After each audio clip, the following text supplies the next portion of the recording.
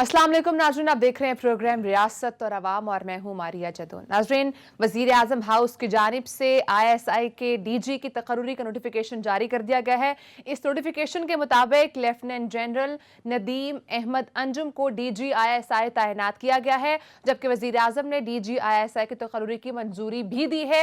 और इस नोटिफिकेशन के अंदर यह कहा गया है कि नोटिफिकेशन का इतलाक 20 नवंबर 2021 से होगा और मौजूदा DG ISI lieutenant general Faiz Hamid 19 नवंबर तक अपने फराए सरअंजाम देंगे। इस नोटिफिकेशन में 21 दिन का डिले क्यों आया, इतना डिले प्रोसेस क्यों हुआ, इसके प्रोग्राम में बात करेंगे। नाज़रीन, प्रोग्राम के दूसरे हिस्से में बात करेंगे महंगाई का 70 साला रिकॉर्ड टूट चुका है। इदारा शुमारियात ने अपनी रिपोर्ट जारी की है। पाकिस्तान में गुज़श्ता 3 साल अक्टूबर 2018 से अक्टूबर 2021 में महंगाई ने 70 साला रिकॉर्ड तोड़ दिए हैं। खाने पीने की अशिया की कीमतों में 2 गुना इजाफा हुआ है और तर्जुमान वजारत खजाना मुजम्मिल असलम के मुताबिक रिपोर्ट गुमराह कुन है। लेकिन उधर इंटरबैंक में डॉलर की जो कीमत है वो 175 रुपए हो चुकी है, 175 की सतह अबूर कर चुका है। और अवाम का एक ही सवाल है कि अवाम को रिलीफ कब मिलेगा। प्रोग्राम के आखिरी हिस्से में बात करेंगे नाज़रीन लंदन में नवाज शरीफ की मुबैना मुलाकातों की इत्तलात, इनसाइड स्टोरी आपके साथ शेयर करेंगे। क्या लंदन में कोई नया प्लान बनने जा रहा है? इनसाइड स्टोरी इंशाल्लाह अब प्रोग्राम के आखिरी हिस्से में आपके साथ शेयर करेंगे। प्रोग्राम का आगाज करूंगी, मेरे साथ प्रोग्राम में मौजूद है सहाफ़ी तजियाकार सिद्दीक जान और सहाफ़ी तजियाकार अदील बड़ाइच। अदील, प्रोग्राम का आगाज आपसे करूंगी। फाइनली नए DG ISI का अपॉइंटमेंट जो नोटिफिकेशन था वो जारी कर दिया गया है। 20 नवंबर से वो अपने जो काम है वो फराए सर अंजाम देंगे। लेकिन अदील, इस पूरे प्रोसेस में इतना डिले क्यों आया, 21 दिन क्यों लग गए और कहां कहां पे मिसअंडरस्टैंडिंग हुई और कहां कहां पे सिचुएशन को गलत तरीके से हैंडल किया गया? देखें, सबसे पहले तो इस बात पे इत्मीनान का इजहार होना चाहिए कि बिल आखिर वो जो कियास सराइयाँ हो रही थी, जो अफवाह साज फैक्ट्री जो गुज़श्ता 3 हफ्तों से मुसलसल काम कर रही थी और तरह तरह की बातें हो रही थी, सिविल मिलिट्री ताल्लुकात पे बातें हो रही थी, बिल आखिर आज ये नोटिफिकेशन जारी होने के बाद ये तमाम कियास सराइयाँ दम तोड़ गई हैं। वो तमाम अफवाहें बेबुनियाद निकली हैं। बिल आखिर वही हुआ जो 6 अक्टूबर को जिसका ऐलान हुआ था। अच्छा, अब 6 अक्टूबर को ऐलान हो गया, लेकिन उसके बाद आज 26 अक्टूबर तक यानी तकरीबन 3 हफ्ते ये मामला क्यों इतना जो है वो डिले का शिकार हुआ। देखें, इसमें सबसे पहली बात तो ये समझने की ज़रूरत है कि जब चीफ ऑफ आर्मी स्टाफ जो हैं वो चूँकि ये कैप्टन जो होता है ना वो डिसाइड करता है कि किस प्लेयर ने किस पोजीशन पे खेलना है, क्योंकि उसकी जो जिम्मेदारी होती है उसने नतीजा देना होता है। और जब उन्होंने जो आर्मी चीफ हैं वो डिसाइड करेंगे कि उन्होंने किस प्लेयर को किस पोजीशन पे खिलाना है, वो वही बेहतर जानते हैं कि उनके मतहत जो लेफ्टिनेंट जनरल्स हैं किसकी क्या सलाहियत है और किसकी क्या किस टाइमिंग पे किसने कहां पर फ्राई सर अंजाम देने हैं। ये बात army chief general Qamar Javed Bajwa साहब ने जब इनकी नामजदगी की और उसके बाद ऐवान वजीर आजम यहां पर कुछ मिसअंडरस्टैंडिंग्स क्रिएट हुई की गई जो भी था, लेकिन उसमें वजीर आजम का एक जो मुतालबा था या उनका एक नुक्ता ऐसा था जिसपे वो कहते हैं कि जी आखिर प्राइम मिनिस्टर जो ऑफिस है उसमें जो तरीकाकार है कि ये नहीं है कि नॉमिनेशन हो जाए या ऐलान हो जाए, तो जो नोटिफिकेशन का प्रोसेस है, समरी आती है, तो वजीर आजम का इस बात पे इसार था कि वो तरीकाकार जो है वो उसी तरह होना चाहिए। वजीर आजम इमरान खान साहब ने क्यों लिए? अच्छा, अब जिस तरह चीफ ऑफ आर्मी स्टाफ जो हैं उनका ये इख्तियार है कि उनके किस लेफ्टिनेंट जनरल ने किस पोजीशन पर फ्राई सर अंजाम देने हैं। इसी तरह जो इंटर सर्विसेज इंटेलिजेंस है वो प्राइम मिनिस्टर के अंडर आती है। जो DGISI जो हैं वो रिपोर्ट प्राइम मिनिस्टर को करते हैं।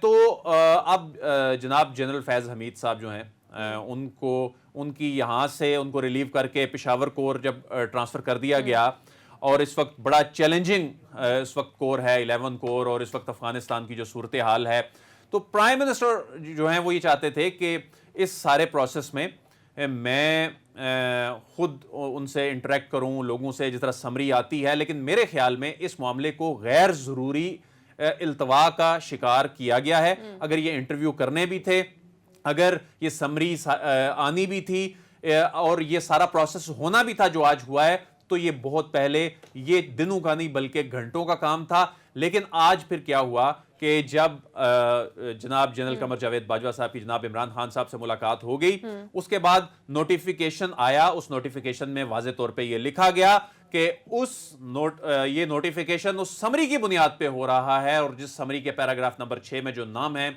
उनमें से प्राइम मिनिस्टर ने जनरल नदीम अंजुम साहब के नाम की मंजूरी दी है। और उसके बाद फिर एक प्रेस रिलीज जारी होती है। ये प्रेस रिलीज बड़ी इंपॉर्टेंट है, इस प्रेस रिलीज को देखने की जरूरत है, जो ईवान वजीर आजम से जारी होती है कि chief of army staff general Qamar Javed Bajwa ने वजीर आजम इमरान खान से मुलाकात की। मुलाकात आर्मी चीफ और प्राइम मिनिस्टर के दरमियान मुशावरती अमल का हिस्सा थी, जो DGISI की सिलेक्शन और टाइमिंग जो थी चेंज ऑफ कमांड की, उससे मुतल्लिक था। यानी इसमें यह बताया जा रहा है कि यानी ये पहले तो क्या सराइयां भी थी, बातें जो थी वो दबे लफ्जों में आती थी वज़रा की जानिब से, और जो कोर्ट भी किया जाता था वज़ीर आज़म को काबीना के इजलासों में किया जाता था। तो इसमें एक टाइमिंग जो थी चेंज ऑफ कमांड की, तो ये जाहिर करती है कि प्राइम मिनिस्टर जो हैं वो अभी चाहते थे कि ये जो टाइमिंग है इसमें ये नहीं होनी चाहिए, और वही हुआ। फिर आगे जाकर उसमें इसको वाजे किया गया। इस अमल के दौरान वजारत दिफा से अफसरान की फहरिस्त मौसूल हुई। अच्छा, आमतौर पर ऐसा नहीं होता। जब नवाज शरीफ साहब प्राइम मिनिस्टर थे और उस वक्त जब नवीद मुख्तार साहब ने DGISI लगना था, या इससे पहले जब DGISI आते थे, तो ये बेसिकली आपस की अंडरस्टैंडिंग होती है, और इसमें अगर कोई किसी नाम पे कोई इख्तलाफ या ऐसी चीज हो तो इसको खुद हल कर लिया जाता है। ये जो क्या सराइयों का बाजार गर्म हुआ था, ये अफवाहें थी, इसकी मैं समझता हूँ तमाम तर जिम्मेदारी हुकूमत पर इसलिए आयद होती है कि ये हुकूमत की साइड से मिसहैंडल हुआ। मैं समझता हूँ कि जाहिर है जब जनरल कमर जावेद बाजवा साहब ने ये कह दिया कि उनका ये लेफ्टिनेंट जनरल जो है इस वक्त, क्योंकि जो असल चैलेंजेस हैं वो तो आर्मी चीफ समझते हैं ना, और प्राइम मिनिस्टर को भी अगर किसी ने चैलेंजेस से मुतालिक बताना है, सिक्योरिटी थ्रेट से मुतालिक बताना है, चैलेंजेस से मुतालिक बताना है, तो आर्मी चीफ ने या ISI ने बताना है। अच्छा, फिर इसमें कहा गया कि आज मुशावरती अमल का फाइनल राउंड हुआ, और इस तफसीली मुशावरती अमल के बाद लेफ्टिनेंट जनरल नदीम अंजुम का बतौर DGISI नाम मंजूर कर लिया गया, और वो 20 नवंबर से चार्ज संभालेंगे। और वो वही हुआ, यानी जो प्राइम मिनिस्टर चाहते थे कि अभी जनरल फैज जो हैं चंद दिन कंटिन्यू करें, और वो फिर इस बात पर कंसेंसस हो गया कि ठीक है जी, वो जो चेंज ऑफ कमांड की टाइमिंग है उस पर अगर कोई इख्तलाफ था तो बिल आखिर ये मामला विन विन सिचुएशन हो गई। दोनों साइड से जो चाह रहे थे वो हो गया। ठीक है, इसमें हमें तो क्लैरिटी थी इस हवाले से कि देखें तरीकाकार क्या होता है। तरीकाकार यही होता है, और लेकिन इस तरीकाकार को इतना इल्तवा का शिकार करना, इसने मैं समझता हूं कि नुकसान पहुंचाया है। इसने खुदा ना खास्ता वो जो क्या सने सोशल मीडिया पे जिस तरह की बहस शुरू हो गई थी, ये बहस इस अंदाज में नहीं होनी चाहिए थी। सोशल मीडिया पर बहस नहीं हुई। सदीक की तरफ मूव करूंगी। सदीक, सोशल मीडिया पर तो एक बहस चली, लेकिन ऑपोजिशन ने बहुत सी तवक्कुआत वाबस्ता कर ली थी, और ऑपोजिशन ने अपना एकदम नैरेटिव बदल लिया, और उनका जो अंदाज था वो बहुत मुख्तलिफ हो गया। और जिस तरह से फवाद चौधरी साहब ने कहा भी कि अब ये लोग अपनी CVs पेश करेंगे, तो अब क्या होगा? अब तो ये बहुत सारे जो मिसअंडरस्टैंडिंग्स थी वो क्लियर भी होंगी, नोटिफिकेशन भी आ गया, एक तरह से विन विन सिचुएशन भी हो गई। तो अब क्या ऑपोजिशन अपनी पुरानी तनख्वाह पे काम करेगी, या अभी अपना नैरेटिव चेंज रखेंगे, या कुछ उसमें भी तब्दीली लाएंगे? बिल्कुल आपने दुरुस्त निशानदेही की मारिया। अगर हम 6 अक्टूबर को जब ये प्रेस रिलीज आई ISPR से, और उसके बाद ये इतलात आई कि अभी प्राइम मिनिस्टर ऑफिस से समरी अप्रूव नहीं हुई और शायद कोई टाइम लगे, और फिर अफवाहें शुरू हो गई, फिर दावे शुरू हो गए, इंकशाफात शुरू हो गए, लोग जो है वो अंदाजे लगाने लग गए, एक तासुर ये बना दिया गया और इसको बहुत ज़्यादा हवा दी गई कि ये सिविल मिलिट्री में इख्तलाफात हैं। उसके बाद क्या होता है? मरीम साहबा जो एक दरख्वास्त लेकर इस्लामाबाद कोर्ट में जाती हैं, पहले उसमें जो मौजूदा DGISI हैं उन पर बहुत इल्ज़ामात लगाए जाते हैं। उसके बाद उनके वकील इरफान कादिर साहब वहाँ पे खड़े होकर अदालत में, क्योंकि वकील जो होता है वो अपने क्लाइंट की ज़बान बोल रहा होता है, उनकी कही हुई बात को आगे बढ़ा रहा होता है, वो पाकिस्तान की फ़ौज की तारीफ़ें करते हैं, वो ISI की तारीफ़ें करते हैं, वो एजेंसीज की तारीफ़ें करते हैं। फिर क्या होता है? उससे अगला ये होता है मारिया, फिर उससे अगली समात पे वो कहते हैं कि जी देखें हम इदारों के खिलाफ नहीं हैं, हम इदारों की बड़ी इज्जत करते हैं, पाकिस्तान की फ़ौज दुनिया की बेहतरीन अफवाज में से है, पाकिस्तान की ISI दुनिया की बेहतरीन एजेंसीज में से ये होता है। फिर मारिया आप देखती हैं कि मौलाना फजल रहमान साहब और महमूद खान अचकज़ई जैसे लोग भी पाकिस्तान की फ़ौज की तारीफ़ें करने लग जाते हैं और कहते हैं जी हम तो इदारों को मजबूत देखना चाहते हैं, हम तो जो मुस्तहकम देखना चाहते खिलाफ नारे लगवाते हैं वो भी उनका नैरेटिव भी एकदम से चेंज हो जाता है। चेंज हो जाता है। ठीक है, फिर मारिया क्या होता है कि उसके बाद जो नून लीग के रहनुमा हैं बहुत से, वो टीवी चैनल पे बैठ के कहना शुरू कर देते हैं कि देखें तकर्रियां जो हैं वो आर्मी चीफ का इस्तेहकाक है, उनका इख्तियार है, इमरान खान को उसमें इंटरफेयर नहीं करना चाहिए। वो सारे लोग जो कहते थे हमने वोट को इज्जत दिलवानी है, सिविल सुप्रीमेसी होनी चाहिए, वज़ीर आज़म मजबूत होता है, वज़ीर आज़म के पास इख्तियारात होते हैं, वो सब कहने इदारों की तारीफों पे लग गए। उसके बाद क्या हुआ मारिया, खबर सामने आई कि जी शहबाज शरीफ साहब की अहम मुलाकात हुई रावलपिंडी में और तासुर दिया गया कि इदारों के सरबराहान से मुलाकात हुई, ये एक तासुर दिया गया। अच्छा, उसके बाद फिर जनाब इसको प्रोपिगेट किया गया और ज़रा इसके ऊपर बड़ा वो करने की कोशिश की गई, ज़रा एक के जी बड़े मामला सेट हो रहे हैं और इमरान खान को निकाला जा रहा है, इमरान खान की हुकूमत घर भेजी जा रही है और शहबाज शरीफ जो है और नून लीग को लाया जा रहा है। उसके बाद मारिया क्या होता है, हमजा शहबाज का बयान आता है, वो भी मरियम के बयानी के खिलाफ बात करते हैं और इदारों की तारीफ करते हैं। उसके बाद क्या होता है मारिया, शहबाज शरीफ साहब का एक बयान आता है जिसको कल हमने डिस्कस किया था, जिसमें शहबाज शरीफ कहते हैं कि PDM के फैसलाबाद जलसे में जो नारे लगाने वाला था उसका हमारी पार्टी से कोई ताल्लुक नहीं है। गो कि कल हमें भी पहले यही बताया गया था कि जी वो जमीयत अहले हदीस से हैं और वो हमने ये बताया था कि वो भी एक तरह से नून लीग ही है क्योंकि साजिद मीर साहब नून लीग से सेनेटर मुंतखब होते हैं। लेकिन अब वो चीज़ें सामने आ गई हैं कि वो शख्स जो है वो नून लीग का ही ओहदेदार है। उसके बाद मारिया शहबाज शरीफ साहब आके कहते हैं कि जी इदारों के खिलाफ, इदारों के सरबराहों के खिलाफ नारे नहीं लगने चाहिए, पाकिस्तान की फौज की बहुत तारीफें करते हैं, कल वो हम अपने प्रोग्राम में वो सारी चीजें चला चुके हैं। उसके बाद इसी दौरान आप देखते हैं कि अब सिविल मिलिट्री इख्तिलाफात के तासुर मिलता है, PDM वाले 16 को जलसा करते हैं, 17 को फौरन आगे 2 हफ्तों के लिए सड़कों पर आने का ऐलान कर देते हैं। मैंने तब भी ये कहा था कि महंगाई की वजह से अगर ये सड़कों पर आ रहे हैं, महंगाई तो 2 हफ्तों में तो नहीं खत्म होने वाली, फिर ऐलान बढ़ रही है। फिर ऐलान तो ये होना चाहिए था कि जब तक महंगाई खत्म नहीं होती हम सड़कों पर होंगे। ये ऐलान नहीं किया गया, 2 हफ्तों का ऐलान किया गया ताकि थोड़ा सा देख लिया जाए कि हालात किस रुख जाते हैं। फिर मारिया इसी दौरान आप देखती हैं बलूचिस्तान में जो मामला चल रहे थे, TLP का धरना चल रहा था, इनको भी इनके साथ मिला दिया गया और एक ऐसा माहौल बना दिया गया कि जैसे पता नहीं क्या होने जा रहा है। उसके बाद आप ये देखें कि एहसन इकबाल साहब ने तो मार्शल लॉ की बातें करना शुरू कर दी। ये देखें ना, खुद से अंदाजे लगा के मफरूजों की बुनियाद पे उन्होंने कहा जी मार्शल लॉ लग सकता है मुल्क में। फिर आप आए, ऐसी हो गई थी, बिल्कुल वो खुद ही क्रिएट की ना एक तासुर सोशल मीडिया पे और आगे पीछे सारे और इनके लोग। अच्छा आप ये देखें पूरा तबका है सहाफियों का जो वैसे कहते हैं कि हम नून लीग के साथ इसलिए खड़े हैं, नवाज शरीफ के साथ इसलिए खड़े हैं कि नवाज शरीफ सिविल सुप्रीमेसी के लिए खड़े हैं और एंटी एस्टेब्लिशमेंट हैं, एंटी फौज हैं। जब ये तासुर सामने आया और खुद उन्होंने दिया कि फौज की और इमरान खान की लड़ाई हो गई है, फिर वो फौज के साथ खड़े हो गए इसलिए कि उन्होंने कहा इमरान खान को अगर फौज निकालते तो हम फौज के साथ हैं। ये इनकी मुनाफिकत जो है, बड़े लोग इन मारिया 20 दिनों में बहुत से चेहरों से नकाब उतरे हैं, बहुत लोग बेनकाब हुए हैं। फिर मारिया देखें कि ये पहले भी, अच्छा फिर आप एक और इंपॉर्टेंट बात देखें, जब ये माहौल बना दिया गया कि सिविल मिलिट्री इख्तिलाफात है और मार्शल लॉ भी लग सकता है, जब मरियम साहबा से और मौलाना फजल रहमान से पूछा गया कि अगर कोई भी इस तरह का इकदाम होता है तो क्या आप इमरान खान के साथ खड़े होंगे, दोनों ने कहा हम नहीं खड़े होंगे। और फिर वही तासुर मारिया दिया गया जो पहले मरियम नवाज ने तो ये भी कहा कि आप नवाज शरीफ बनने की कोशिश ना करें। हाँ, अच्छा वही तासुर दिया गया। आपको याद होगा जब कोविड आया था, कोविड में तासुर दिया गया कि शहबाज शरीफ को वज़ीर आज़म बनाया जा रहा है, शहबाज शरीफ को तलब कर लिया गया है, ब्यूरोक्रेसी ने अभी से शहबाज शरीफ को जो है वो रिपोर्ट करना शुरू कर दिया है और शहबाज शरीफ लंदन बैठ के अपनी काबीना फाइनल कर रहे हैं और आके और बस सब कुछ खत्म हो गया है। तो ये तासुर दिया जाता है। बाकी इसी दौरान एक और जो तासुर दिया गया वो ये है कि जी लंदन एक बहुत बड़ी कोई वहां से लंदन प्लान आ रहा है, उस पर हम प्रोग्राम के आखिरी हिस्से में बात करेंगे कि लंदन प्लान क्या है और वाकई को नवाज शरीफ वहां पे मुलाकातें हो रही हैं, किससे हो रही हैं और नवाज शरीफ क्या चाह रहे हैं। बड़ी इंटरेस्टिंग डिटेल्स हैं, वो हम प्रोग्राम के आखिरी हिस्से में जाकर उसको भी शेयर करेंगे। लेकिन यहाँ पर एक कंफ्यूजन है अदील, क्योंकि हुकूमत ये कहा करती थी कि हम आइन और कानून के मुताबिक जो है वो तकर्री करेंगे, लेकिन अल्टीमेटली हुआ वही है जो कहा जा रहा था फौज की जानिब से या आर्मी चीफ जो कह रहे थे। तो फिर मसला कहाँ पर आया और अब इशू क्या है, क्योंकि हुआ तो वही है एग्जैक्टली। तो आईनी या कानूनी तरीकाकार क्या था?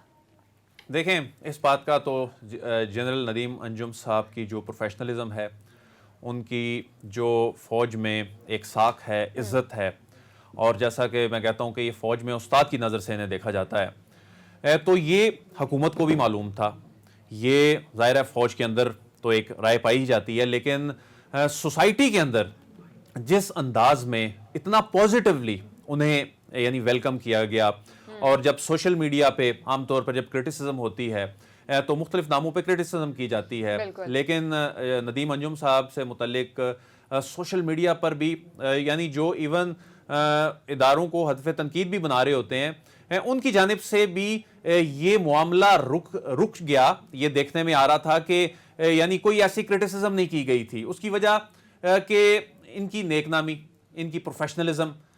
तो जो ये कह रही है ना हुकूमत के जी आइन और कानून के मुताबिक हमने ये करना था, और उस वक्त फवाद चौधरी साहब ने प्रेस कॉन्फ्रेंस की, आपको किसने रोका आप आइन और कानून के साथ ना ये करें मामला?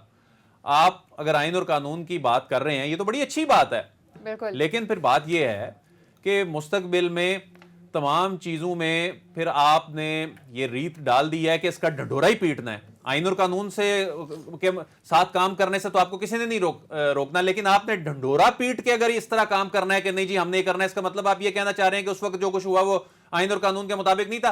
फिर बहुत सारे कामों में जब आपको जरूरत पड़ती है तो फिर उस वक्त भी आगे से कोई कह दे जी आइन और कानून के मुताबिक लिखें, तो फिर क्या करेंगे आप? ठीक है। तो जनरल नदीम अंजुम साहब जो हैं, इनके हवाले से या इनका जो तमाम जो रिकॉर्ड है, ये हुकूमत भी ये जानती थी कि इनसे ज्यादा इस वक्त इस पोजीशन के लिए जो इंतहाई प्रोफेशनल लेफ्टिनेंट जनरल जो हैं, वाकई जनरल बाजवा साहब की जो ये चॉइस है ये बड़ी बेहतरीन है, लेकिन आप ये साबित करने के लिए जी हम भी अथॉरिटी हम बैठे हैं, तो इसका ये तरीका नहीं था कि आप डंडोरा पीट के पूरी दुनिया को सुनाते, आप इसको खुद से इस मामले को सेटल करते। 3 हफ्ते तक आपने इस मामले को जो है वो डिले किए रखा। यही रह गया हो, क्या पता ऑप्शन यही रह गया हो।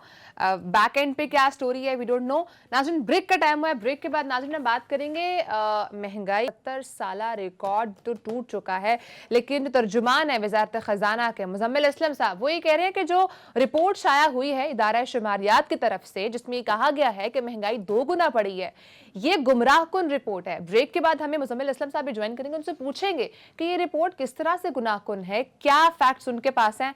ब्रेक के बाद साथ ही रहेगा।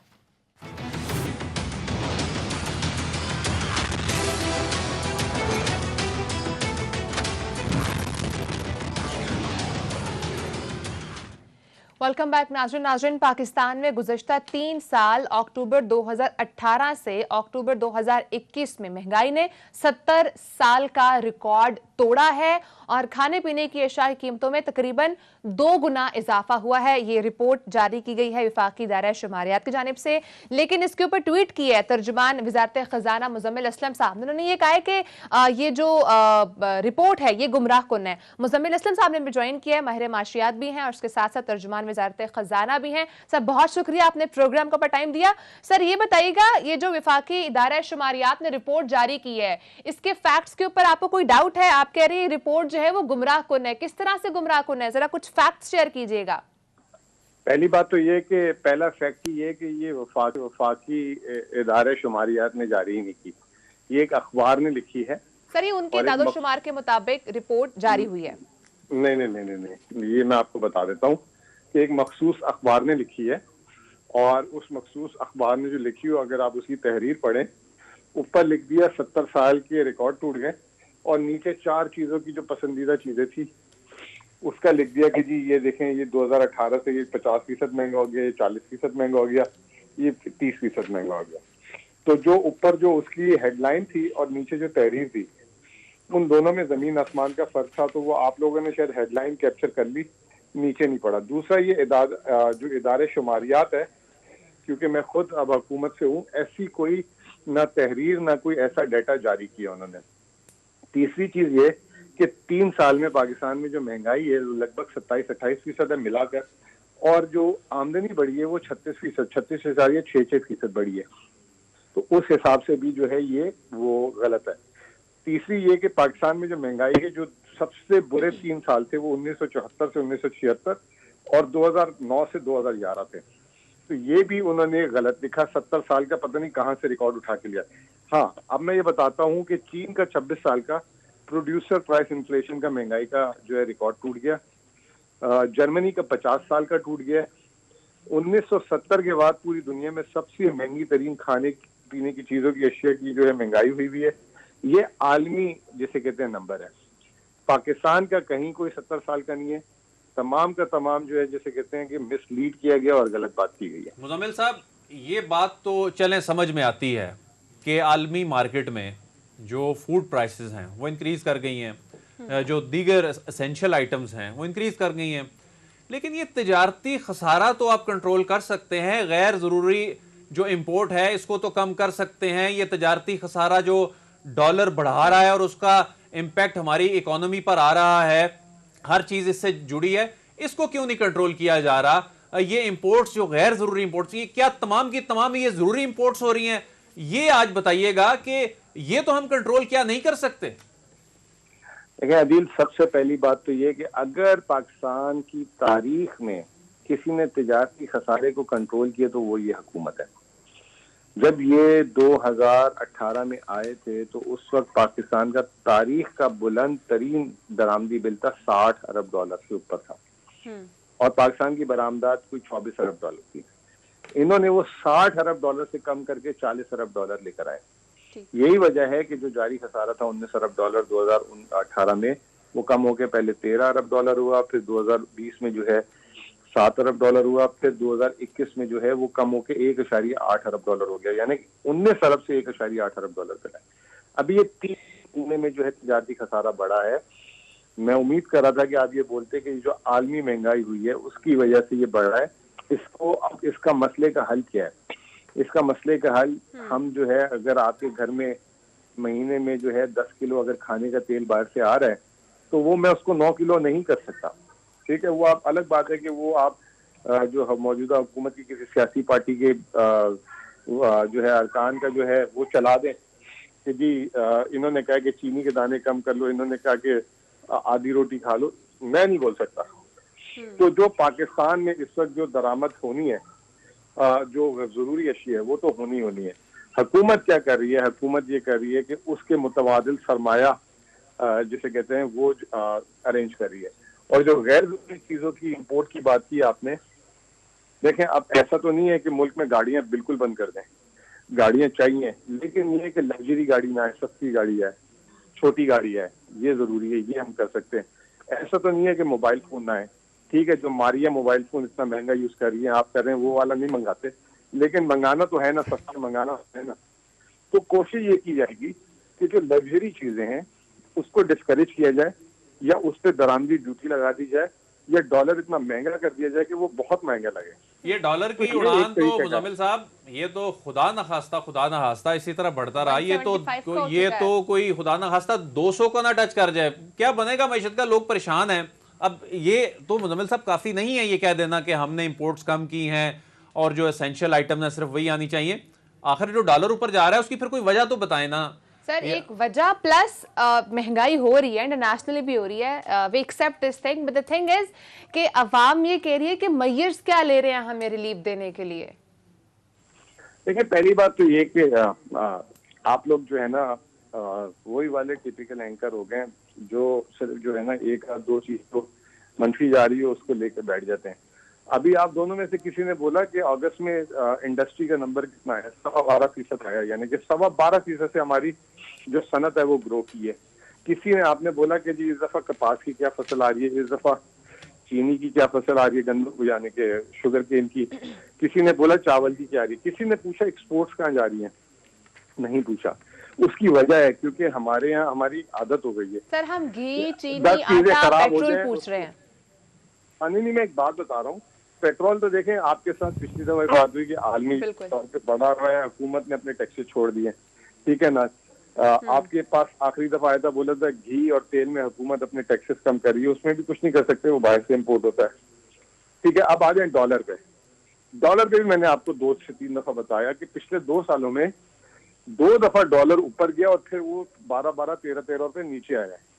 और इंशाल्लाह ताला जैसे ही आलमी मार्केट में रेट्स नीचे आएंगे तो आप देखेंगे कि डॉलर वापस अपनी तरफ आना शुरू हो जाएगा, नीचे की तरफ। इस वक्त करेंसी पे दबाव है, कोई अक्लमंद आदमी नहीं। जैसे अगर मैं आपको ये कहूं कि कल जो है तूफान आने वाला है और ये कहूं कि रात को जो पैसे पड़े आज उससे खाना पीना कर लेते हैं, आप क्या कहेंगे, नहीं भाई तूफान आने वाला है, पता नहीं कितनी तबाही होगी, अभी बचा के रखो पैसे, पता नहीं कितने दिन में जो तनख्वाह नहीं आएगी मेरी, ऐसे ही होगा ना। तो अभी आप इस वक्त ये कह रहे हैं कि जी डॉलर बढ़ रहा है तो अभी स्टेट बैंक के पास जो रिजर्व है वो जो है ना फेंक दे और जो है हफ्ता 15 दिन, महीना 2 महीने यहाँ इस्तेकाम रखे। देखिए हमने 2018 वाली गलती नहीं करनी, हम आलमी मार्केट से जिद नहीं कर सकते। इस वक्त जो आलमी दबाव है उससे हम जिद नहीं कर सकते। IMF डू मोर का मुतालबा कर रही है, 4 अक्टूबर से 15 अक्टूबर तक डायलॉग्स होने थे, 26 अक्टूबर हो चुका है और मजीद शर्तें बढ़ती जा रही हैं, इसका फिर क्या करना है? और सर इसी में ऐड कर लीजिएगा, मुजम्मिल साहब इसी में ऐड कर लीजिएगा, IMF टॉक्स के हवाले से बता दें। और दूसरा प्राइम मिनिस्टर जो सऊदी अरब गए थे वो हमें था कि डेफर पेमेंट पे शायद कि हमें ऑयल मिल जाएगा, वो बता दें। और एक बात मैं आपको बता दूं, जो आपने कहा वो सिर्फ मारिया जो है वो महंगा मोबाइल इस्तेमाल कर रही है, मैं और अदील उड़ाई सर बिल्कुल नहीं कर रहे। सर मेरा राइट है, दिस इज माय राइट। बिल्कुल। अच्छा मैं ये बता दूं आपको कि पहले तो ये कि कहीं किसी जगह ना हमने बोला ना IMF ने बोला कि 15 तारीख को मुज़ाकरात खत्म होंगे। तो ये जो रोजाना लिखते हैं आप उन्हीं से पूछें कि हमें दिखाएं कि कहाँ किसी ने बोला कि 15 तारीख को मुज़ाकरात खत्म होंगे। वो खुद बेचैन रूह हैं, उनको सुबह अपनी जो एक रिपोर्टिंग करनी होती है, कुछ मिलता नहीं है, फिर आके उल्टा सीधा हर रोज एक नई शर्त डाल देते हैं लाके। तो पहली बात तो ये, IMF से उन्होंने 10 दफा राब्ता किया, IMF ने भी उनको ये जवाब दिया कि हम बातचीत कर रहे हैं। अगर उनको हमारी बात पे यकीन नहीं है तो फिर IMF की बात पे भी यकीन नहीं है, तो फिर अल्लाह जाने किसकी बात पे यकीन है। दोनों इदारों ने उनको ये बात कह दी है। बाकी जो भी इस वक्त 2 इदारों के बीच में बात है वो हम पब्लिक नहीं कर सकते जब तक वो कंक्लूड ना हो जाए।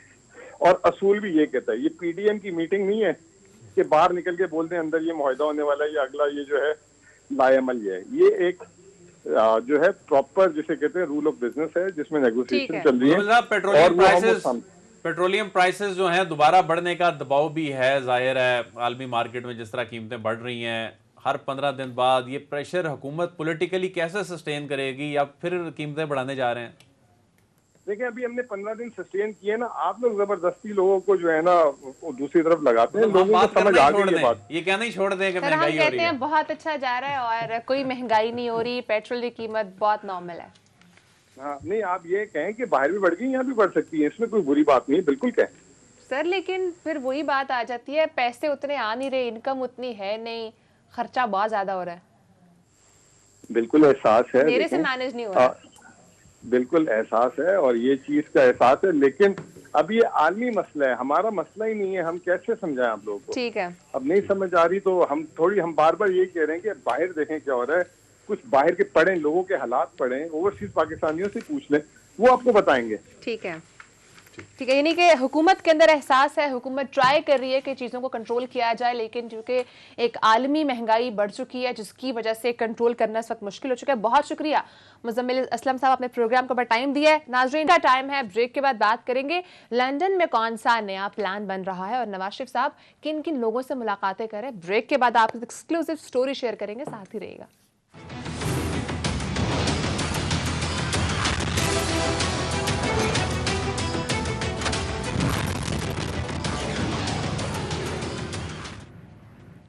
वेलकम बैक नाज़रीन। बहुत सारी खबरें ऐसी रेगुलेट करी हैं कि लंदन में नवाज शरीफ साहब की मुबैना मुलाकातें हो रही हैं, इनमें कितनी हकीकत है और उसके साथ साथ ये जो मुलाकातें हो रही है इसके अंदर हो क्या रहा है, क्या कोई नया लंदन प्लान बन रहा है, नून लीग कोई नई स्ट्रैटेजी सोच रही है, क्या सोच रही है? सदीक, क्या इंसाइट है आपके पास, कितनी हकीकत है, क्या क्या मुलाकातें हुई हैं, कौन कौन और किस किस के साथ मुलाकात हुई है और मुलाकातों के अंदर डिस्कस क्या हुआ है?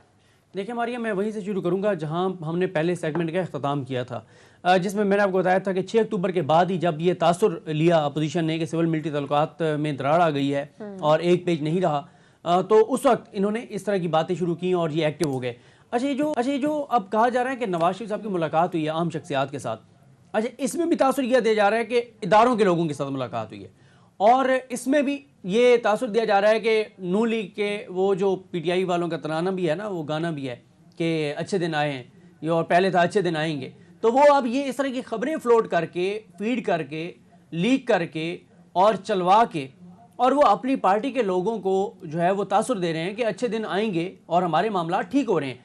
अब मसला ये है मारिया, इनकी मुलाकातें नहीं हो रही। देखें बात यह तासुर दिया जा रहा है, ये मसला ये है कि पिछले 3 सालों में नून लीग ने इतनी ज्यादा फेक खबरें इस तरह की फीड की मीडिया के लोगों को, और फिर आप ये देखें कि बाकी तो सारी बातें छोड़ दें, सबसे बड़ा जो इंसानी जान का मामला होता है, इन्होंने अपनी बीमारी की गलत खबरें चलवाई कि प्लेटलेट्स इतने गिर गए कि पाकिस्तान में आज तक किसी के नहीं गिरे, और 24 से 48 घंटों में मियां साहब को लंदन लेकिन के उसमें गलती हुकूमत की भी तो थी जिन्होंने अलाउ किया और उन्होंने रिपोर्ट्स भी दी हैं।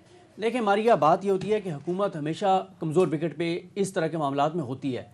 देखें उस वक्त हम सब बैठ के भी जो है वो आंसू बहा रहे थे, हम सब भी आज बाहर आंखों के साथ कह रहे थे कि जो हालत बताई जा रही है, खुदा का खौफ करो, जालिम बन गए हो, थोड़ा सा तो रहम करो, अगला बंदा बीमार है, खुदा ना खास्ता कोई। और नून लीग वाले ऑफ द रिकॉर्ड कॉलिंग करके कह रहे थे कि मियाँ साहब के खुदा ना खास्ता किसी वक्त भी कोई बुरी खबर आ सकती है, इस तरह का माहौल बना दिया गया था।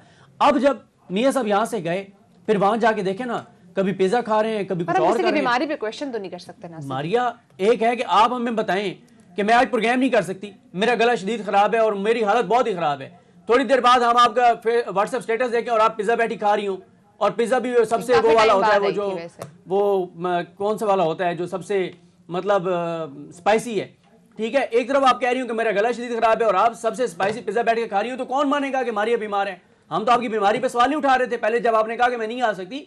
बात यह है कि आप कह रहे हैं आप बीमार हैं, आप बता रहे हैं आपका ऑपरेट है और आपने आज तक ऑपरेट नहीं करवाया, आप एक दिन भी हॉस्पिटल एडमिट नहीं रहे, आपने कोई मेडिसिन नहीं ली, आपने कोई प्रोसीजर नहीं करवाया, आपने कोई रिपोर्ट जमा नहीं करवाई, तो कैसे आपकी बीमारी पे यकीन कर लिया जाए? आप शदीद तरीन मारिया, शदीद तरीन कोविड के दिनों में बगैर मास्क के आप घूम रहे हैं, तो कैसे आपको बीमार माना जाए?